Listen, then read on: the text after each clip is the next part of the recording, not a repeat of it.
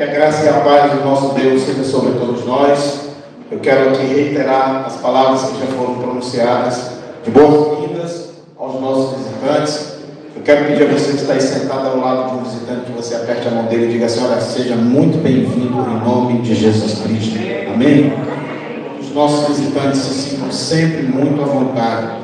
Hoje nós estamos aqui em número reduzido, mês de julho, mês de férias. É muito comum e salutar que nesse período as famílias saiam um pouco para ter um momento de descontração, para ter um momento de fortalecimento dos laços familiares. A Igreja do Senhor incentiva que isso aconteça, porque aqui nessa terra a nossa prioridade é a família. Amém? A casa de Deus, o povo de Deus também é uma família. Então, sinta-se sempre muito à vontade para estar aqui, para pertencer inclusive a esta família, onde de braços abertos você sempre será recebido em nome de Jesus. Quero convidar a todos para que façamos a leitura do texto da palavra do Senhor que está em 1 Samuel, capítulo 22. E nós vamos ler os dois primeiros versículos desse texto. 1 Samuel 22, versos 1 e 2. E nós trazemos hoje para a Igreja do Senhor uma mensagem intitulada Encontrando um Sentido para a Vida na Caverna de Adulão. Encontrando um Sentido para a Vida na Caverna de Adulão. Repetindo mais uma vez o texto, 1 Samuel capítulo 22, versículos 1 e 2. Quem encontrou, diga amém. Amém. Assim diz a palavra do Senhor. Davi retirou-se dali e se refugiou na caverna de Adulão. Quando ouviram isso, seus irmãos e toda a casa de seu pai desceram ali para ter com ele. Ajuntaram-se a ele todos os homens que se achavam em aperto, e todo homem endividado, e todos os amargurados de espírito, e ele se fez chefe deles. E eram com ele uns 400 homens. Amém? Amém. Glória a Deus, louvado seja o Senhor Jesus Cristo. Nós estamos hoje aqui numa atmosfera de alegria, até porque está escrito na palavra do Senhor que na presença do Senhor há farturas de alegria. É impossível não estar feliz na presença de Deus, na casa de Deus. Entretanto, a vida não é uma grande cerimônia festiva. A vida não é um grande salão de festas, e a gente sabe disso. Depois que a gente sai dessa fase, que foi a fase desses cordeirinhos com os quais nós oramos aqui, a gente se depara com a feiura da vida, com os seus problemas, com os seus desafios, com os desapontamentos, com as perseguições, com a confrontação que nós temos com o lado obscuro do ser humano, que nos proporciona, muitas vezes, experiências traumáticas. E, às vezes, essa experiência traumática com o lado obscuro do ser humano é uma experiência com o nosso próprio lado obscuro. Fato é que, na caminhada da vida, nós temos muitos percalços, muitos desafios e muitas dificuldades. Hoje eu trago a história de alguém que viveu isso, Davi.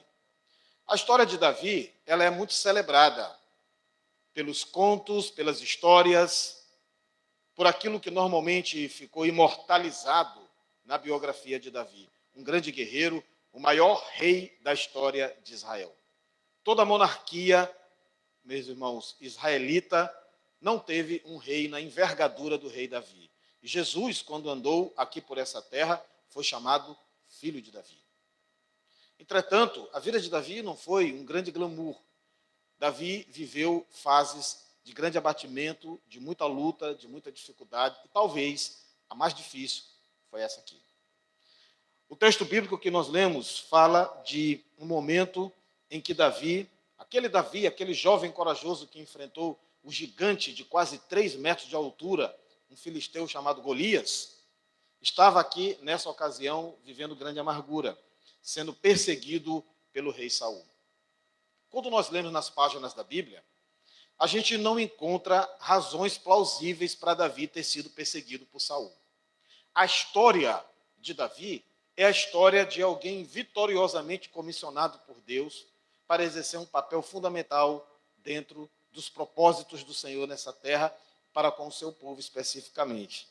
E Davi, meus irmãos, foi reconhecido como alguém providenciado por Deus pelo próprio Saul. Inclusive, o rei Saul, na ocasião em que Davi despontava como sendo o sucessor no trono de Israel, lhe deu apoio, lhe deu guarida, lhe deu proteção, lhe deu orientação, mas aconteceu algo na vida de Davi que às vezes acontece na vida da gente. Davi se destacou. E destacou-se como alguém que possuía habilidades, alguém que possuía qualificações, alguém que possuía algumas características que Saul não tinha. Saul tinha sua história com Deus, porque ele também não caiu de paraquedas no trono de Israel. Ele foi levantado por Deus também. Entretanto, não teve a humildade de reconhecer duas coisas importantíssimas. A primeira, que o ciclo dele havia encerrado. O seu ato de infidelidade diante do Senhor, diante das determinações que foram feitas por Deus, estabeleceu o fim do seu reinado sobre Israel. E Saul não teve a humildade de aceitar a vontade de Deus sobre a sua vida.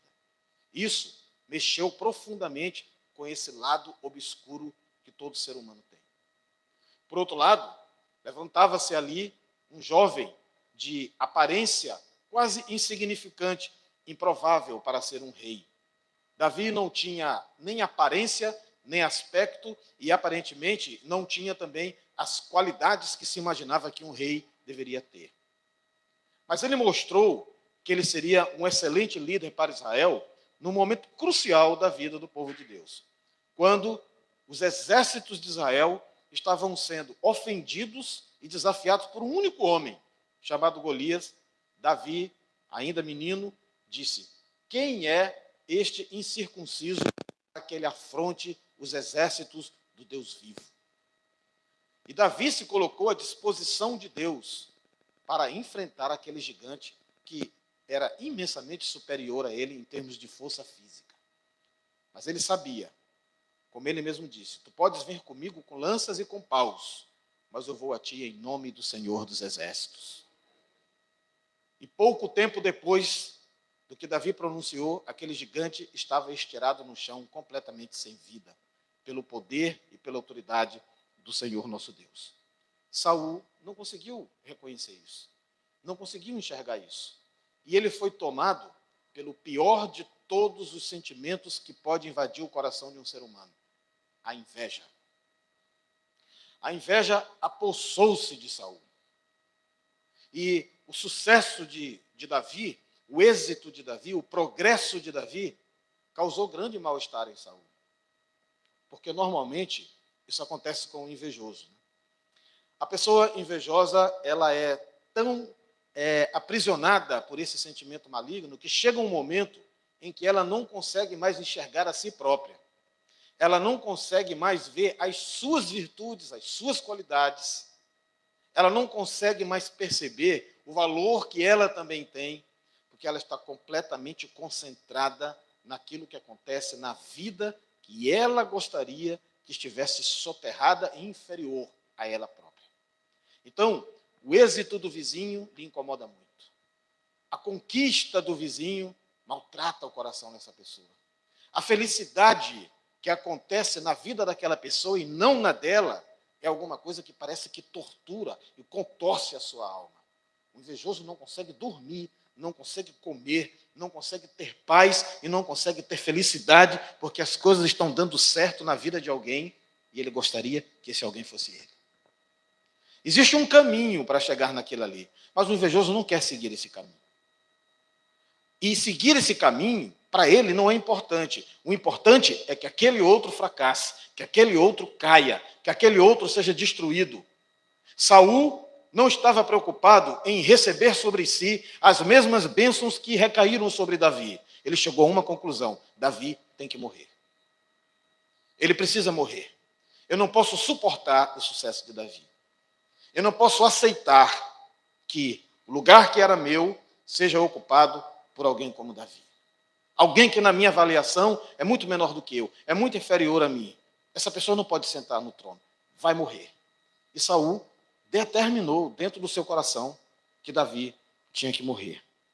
A situação de Saul se tornou tão dramaticamente destruidora que a palavra de Deus disse que ele chegou ao ponto de ficar possuído por espíritos imundos, possuído por demônios, literalmente. A sua mente já estava sequestrada por demônios desde que a inveja o invadiu. Todo invejoso está com a alma sequestrada pelo inferno. A inveja, meus irmãos, é a credencial suprema do caráter do diabo.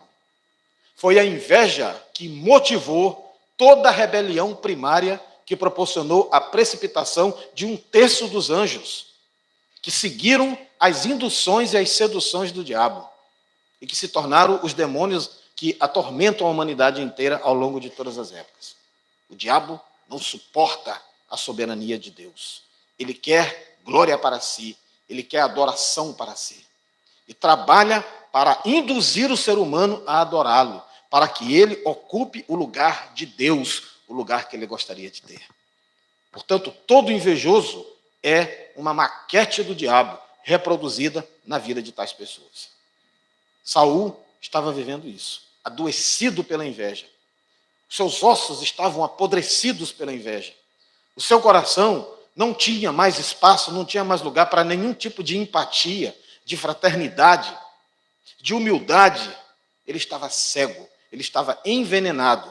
E pelo que lemos nas Escrituras, mortalmente envenenado. Porque nunca mais ele retrocedeu para o seu estado original. Se nós não abrirmos os olhos, se nós não despertarmos enquanto a inveja nos matará. Aqueles que são de Deus glorificam ao Senhor pelo êxito do próximo. Aliás, aqueles que são de Deus ficam mais felizes com o êxito do próximo do que com o seu próprio êxito. Esse é o sentimento dos que estão em Cristo Jesus. Saul não conseguiu suportar a prosperidade do ponto de vista geral na vida de Davi e decretou a sua morte. Profundamente angustiado com a perseguição de Saul, Davi resolveu refugiar-se e fugiu para uma região montanhosa que ficava mais ou menos a 30 quilômetros de Jerusalém ou Hebrom. Era a região de Adulão, uma cidade remota, distante, de difícil acesso. Estamos falando aqui em mais ou menos uns 3 séculos antes de Jesus. Portanto, as possibilidades de acesso a lugares remotos era muito difícil, não haviam veículos que pudessem dar acesso a isso. Regiões montanhosas exigiam que você escalasse essas montanhas. Nem todo mundo tinha essa habilidade e, inclusive, esta aventura poderia gerar facilmente a morte de quem assim tentasse. Davi estava tão desesperado em não cair das mãos de Saul que ele conseguiu fazer, meus irmãos, toda essa odisseia para chegar até esse lugar difícil, para que ali ele pudesse se sentir protegido da espada de Saul. Era a caverna de Adulão. Ele foi esconder-se numa caverna profunda, foi buscar refúgio naquele lugar. Os versos 1 e 2 do texto que nós lemos diz: Davi partiu dali e escapou para a caverna de Adulão. Quando seus irmãos e toda a sua família souberam disso, desceram ali para ficar com ele.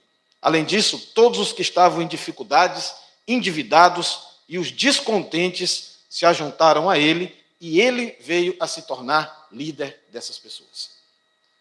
Que lição extraordinária isso nos ensina.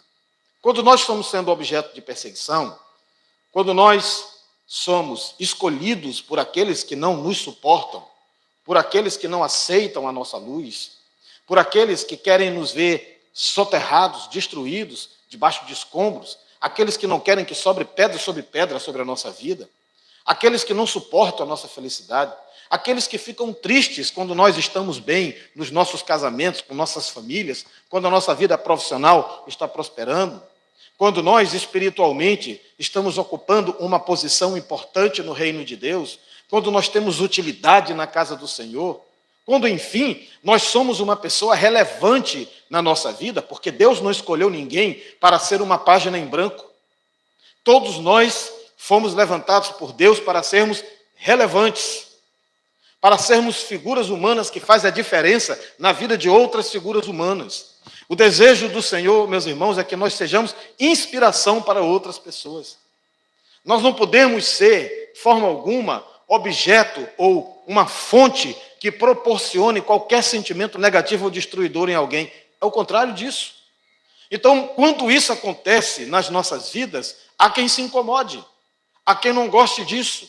Parece que o desejo da grande média das pessoas é que as outras pessoas sejam inexpressivas, sejam sem luz, sejam apagadas, sejam sem nenhum tipo de papel importante dentro de uma sociedade, dentro de uma igreja, dentro de uma família, para que elas possam ter a ascendência. Parece que Saul queria isso. E ele não conseguia ter paz com o que Deus estava fazendo na vida de Davi.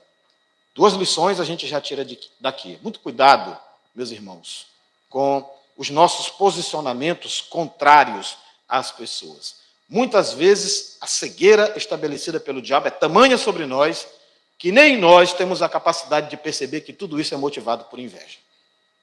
Quando o nosso coração não se alegra com a felicidade alheia, com o êxito alheio, a inveja está nos circundando e buscando alguma oportunidade para adentrar no nosso coração. E quando isso acontece, os estragos às vezes são irreparáveis. Não deixemos que isso aconteça conosco em momento algum. Por outro lado, viver essa situação da perspectiva de Davi, ou seja, você está na posição de quem é vítima desse processo, para alguns pode ser alguma coisa também mortífera, destruidora. Eu conheço pessoas que estão massacradas por esse sentimento de que elas não se sentem aceitas, de que elas não se sentem importantes na vida das pessoas, de que de alguma forma, ainda que elas não tenham feito absolutamente nada, elas não são aceitas, elas não são bem vistas. E isso aí é uma realidade. Às vezes porque você tem uma certa aparência física, às vezes porque você tem uma certa qualificação na forma de se expressar, às vezes porque você tem um QI de uma certa forma mais elevado do que a média, as pessoas odeiam você por isso. Acho que porque quando você não é uma pessoa inexpressiva, os outros te observam como uma ameaça. É como se, de alguma forma, aquilo que você considera que é o seu trono está ameaçado. O trono de Saul estava ameaçado. Parece que surgiu um jovem aqui agora em Israel, que é um guerreiro muito mais habilidoso do que Saul. Parece que ele é muito mais corajoso. Lembremos que o menino Davi, que não aguentou nem a armadura em cima dele, de tão pesada que era, enfrentou o gigante Golias, mas o grande rei Saul teve medo de Golias. E isso certamente incomodou muito a Saul. E certamente isso se tornou um provérbio no meio do povo. Nem o rei Saul teve coragem de enfrentar o gigante, mas o menino Davi teve. E isso incomoda profundamente as pessoas.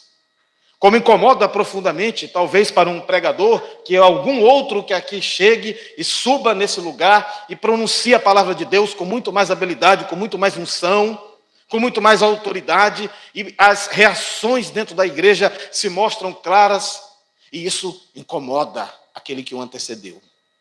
Como talvez um músico que chegue e se coloque à disposição do Senhor, se mostre mais hábil, mais comprometido, tenha compreensão de que isto aqui não é uma plataforma artística, isto aqui não é um lugar para manifestação de talentos humanos, mas um lugar de adoração ao Senhor, e ele o faz com excelência, com dedicação, com consagração, e o anterior se sinta profundamente incomodado com isso.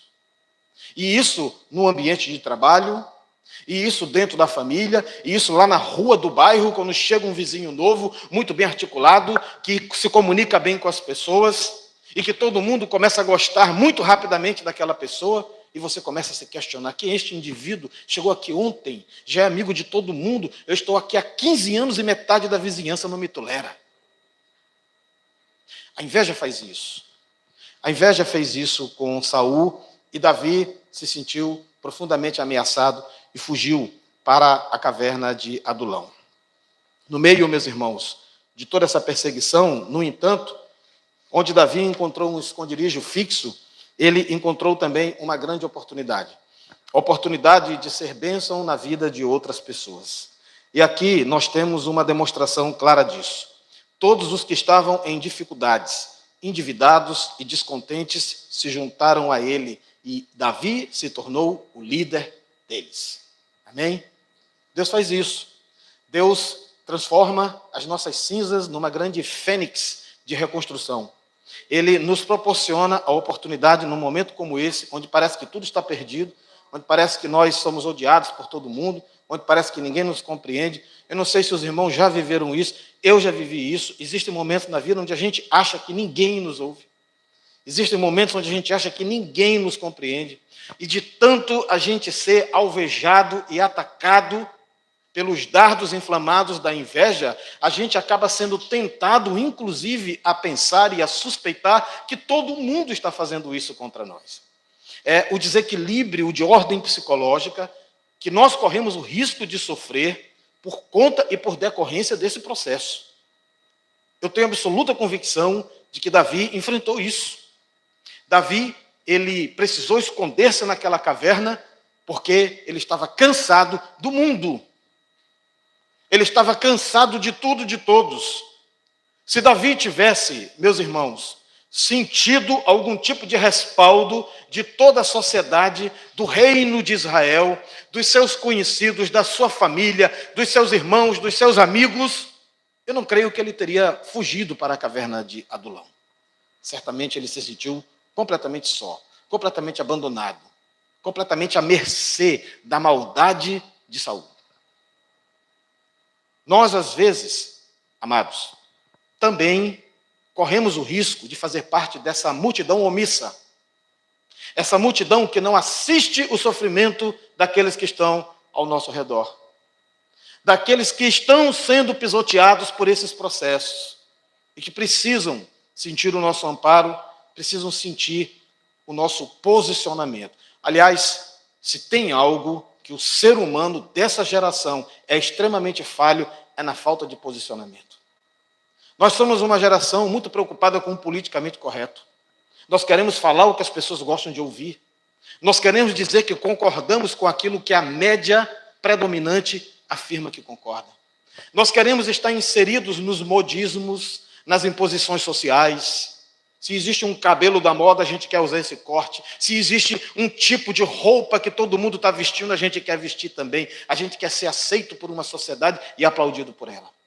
E às vezes essa sociedade está atropelando almas e nós não estamos dando a mínima para essas almas, porque nós queremos nos identificar com os atropeladores. A sociedade de Israel ficou calada diante do que Saul estava fazendo contra Davi. Todos sabiam que aquilo era uma injustiça. Todos sabiam que Davi não havia absolutamente feito nada que pudesse justificar aquele sentimento de perseguição que havia em Saul. E todos sabiam que apenas uma coisa explicava as atitudes de Saul: inveja. Mas quantos são aqueles que têm, meus irmãos, o caráter de chegar diante de um invejoso e dizer: você está agindo movido por inveja? Somos capazes de fazer esses comentários nas nossas rodinhas, mas não em afirmar isso face a face a quem deveria ouvir. E às vezes nós temos entre nós pessoas que estão se sentindo como Davi. Eu não tenho ninguém. Eu não tenho pai, eu não tenho mãe, eu não tenho irmãos, eu não tenho amigos. Eu estou sendo atacado por todos os lados. E eu me sinto completamente só. Eu só tenho uma alternativa: a caverna de Adulão. E assim as pessoas se fecham, se trancam, se enclausuram, porque elas não conseguem encontrar refúgio, abrigo e amparo em absolutamente ninguém que está ao seu redor. Todos estão vendo, mas ninguém faz nada, ninguém fala nada. O diabo cirandando e a gente calado, porque a gente não quer perder o apreço dos outros, a gente não quer perder o tapinha nas costas, a gente não quer perder a consideração, a gente não quer perder o bom conceito, a gente não quer colocar em risco a nossa reputação, e em troca disso, deixamos que pessoas justas sejam injustiçadas. Deus há de cobrar esse tipo de omissão. A palavra do Senhor diz que nós não pecamos apenas quando fazemos aquilo que desagrada a Deus. Pecamos também quando deixamos de fazer o bem. É a chamada omissão. Se o pecado motivado por ações concretas levará ao inferno, Digo, pela autoridade da palavra de Deus, que o mesmo inferno será habitado pelos omissos.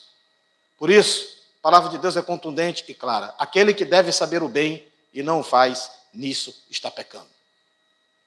O povo de Israel não era menos culpado do que Saul, porque estava calado diante da injustiça que Davi estava sendo vítima.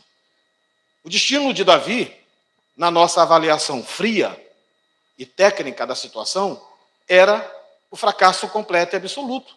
Davi estava destinado ao esquecimento. Davi estava completamente destinado a ser engolido pela história. Hoje, 2023 anos após Cristo Jesus, ninguém estaria falando de Davi. Davi não seria um personagem dos sermões pregados numa igreja, num culto dominical.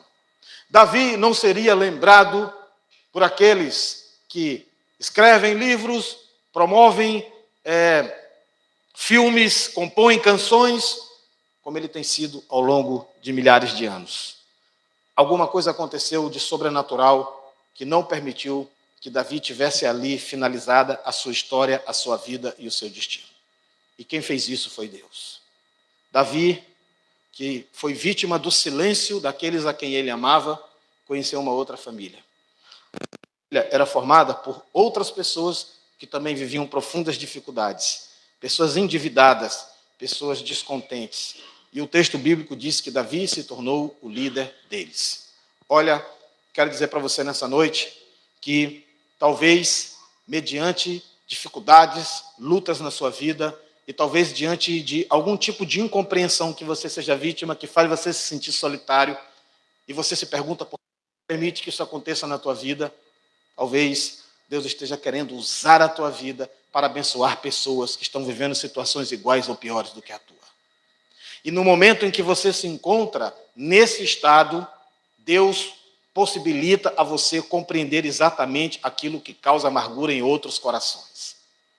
Os irmãos sabem por que Jesus disse numa certa ocasião que é mais fácil um camelo passar no fundo de uma agulha do que um rico ser salvo? Muita gente acha que quando Jesus disse isso, é porque existe da parte de Deus algum tipo de dificuldade de aceitar uma pessoa abastada financeiramente no reino de Deus. Mas isso não é verdade. A Bíblia tem exemplos de homens ricos que foram salvos, como José de Arimateia, que era o dono do túmulo onde Jesus foi sepultado, o próprio Nicodemos. Nós temos exemplos de homens ricos. O rei Salomão foi um homem poderoso, foi um homem próspero. Inclusive, a prosperidade estava presente em muitas vidas daqueles que serviram a Deus. O problema não é o dinheiro no bolso. O problema, meus irmãos queridos, está quando, de alguma forma, por conta daquilo que temos, nós esquecemos de depender do Senhor e achamos que as circunstâncias da vida, elas podem ser solucionadas com base nas nossas determinações, no nosso poder, na nossa capacidade. Às vezes, Deus permite que a gente seja esmagado para que a gente aprenda a depender dEle, a confiar nele e a recorrer a Ele. Por isso, Ele não tirou o espinho na carne de Paulo. Por isso, Ele disse que é na fraqueza que o poder dEle se aperfeiçoa.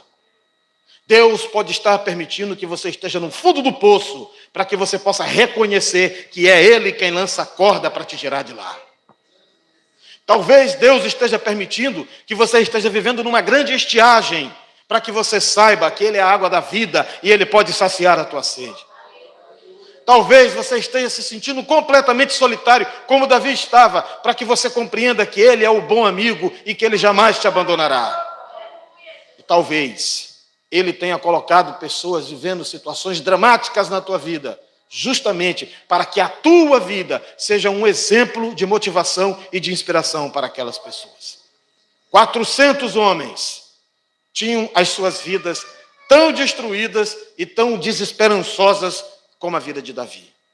Mas o grande rei, perseguido, incompreendido, esquecido pelo seu próprio povo, eu não vejo nenhuma menção em 1 Samuel e em 2 Samuel sobre aqueles irmãos de Davi. Os irmãos que o profeta Samuel achava que seriam o próximo rei, devido à sua exuberância física. Onde estão esses irmãos?